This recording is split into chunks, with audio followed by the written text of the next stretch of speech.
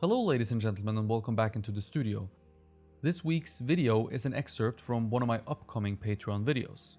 Now if you want to support the channel and watch the full video, which is an hour long and will be released next Thursday, head over to patreon.com/Eirik Arnesen. You'll find a link in the description below. Enjoy the video.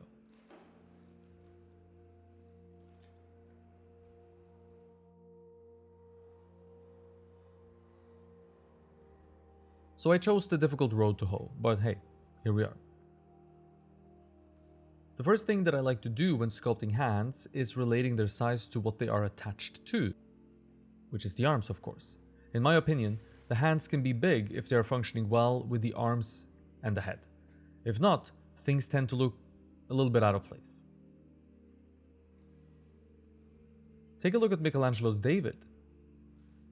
Often enough, people criticize the size of the hands and the head, saying that they are too big. In my opinion, they are not. Go look at the original at the Academia, and the hands and the head of the David doesn't look out of place at all. Sure, they're perhaps a little bit on the big side of things, but it doesn't stand out, and it certainly does not look bad. So in order to make sure the hands are in proportion with what they are attached to, which is the arms of course, I use some very simple and pretty basic proportional measuring rules to guide me. The distance from the top of the shoulder to the elbow is the same more or less as the distance from the elbow to the knuckles. This is of course if the arm and hands are relaxed. I always prefer using measurements like this as the new element's proportion, in this scenario the hand is the new element, is based on a previously established element's proportions. So we are establishing something to be true by checking it against an already established truth. And this is kind of the crux of everything I do, and I think a very good way of creating a figure that functions well on its own and is in proportion to itself.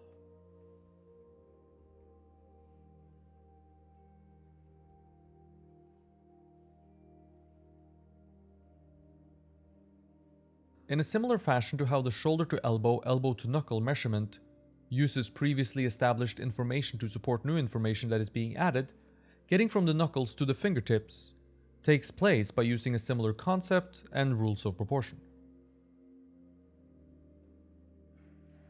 The palm of the hand is the same length as the fingers, more or less. So if I know the length of my palm, I can know the length of my fingers. But I only figured out where the knuckles were, not where the wrist was. This is where cross-referencing comes into effect. If I know where my knuckles are, I can make a decent guess at where the wrist is, and once I've made my guess, I know that the hand will be twice as long as what I have. Or what my guess is, rather. Because of the fingers being equal in length to the length from the wrist of the knuckles. Now I have my guessed size of the hand. This is what I think it's going to be more or less. So now I can compare that to the size of the face. General rule of thumb is that the hand covers the active part of the face, which stretches from chin to brow ridge, or around the forehead depending on the size of your hand.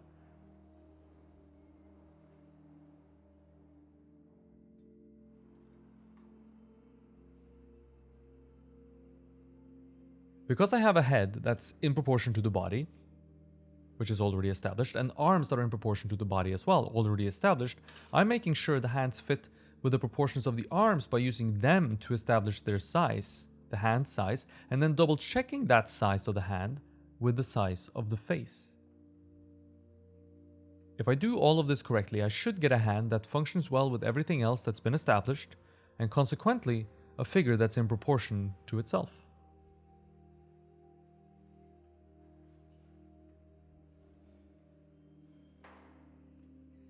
Of course, this will only work if I made my guess about where the wrist is correctly, which is why I don't hard commit to it right away. This is a simple guess that's done through drawing and maybe some light application of clay.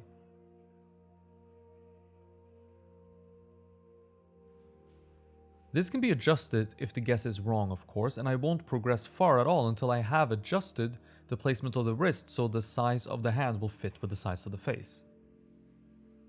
Now this all is going to happen within probably the first session, maybe the first 2 sessions, way before any details or anything even remotely resembling a rendered hand has been established.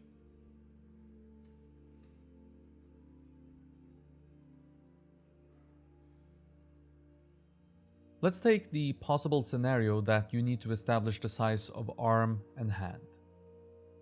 But instead of making those decisions based on previously established truths that is directly connected to them, you decide to simply use what your model of reference is showing you. Where their arm is at the given moment, you decide to build them, essentially. Let's take a look at what could happen if you don't use previously established truth to establish new elements.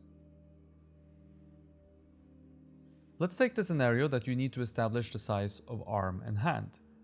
But instead of making those decisions based on previously established truths that is directly connected to them, you decide to simply use what your model or reference is showing you, where their arm is at the given moment you decide to build them. A multitude of things has the potential of going wrong here, and why they can go wrong is why I would always implore building upon previously established truths.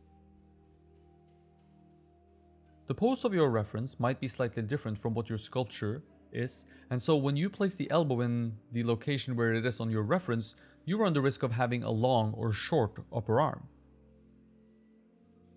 Say the pose has a relaxed arm with the hand resting on the thigh. Say you decide on the length of the arm based on the placement of the hand on the thigh, but your sculpture was in a deeper contrapposto than your model. So you'll either end up with a long or short arm depending on the pose. So I avoid doing anything based purely on the visual information presented to me at the given moment I decide to sculpt, because that given moment might not fit with all the other moments that I've chosen to make my sculpture in.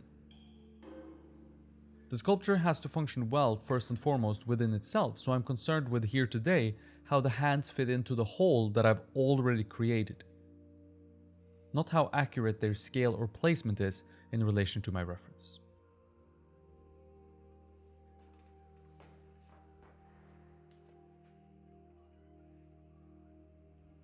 Thank you for watching. I hope you enjoyed the video, and if you did, consider liking it and subscribing to the channel for more videos. I put out a new video every Thursday, so stay tuned for next week. If you want to support the channel, visit the link to my Patreon page in the description below the video to learn how. Until then, stay creative, and I hope to see you in the next one.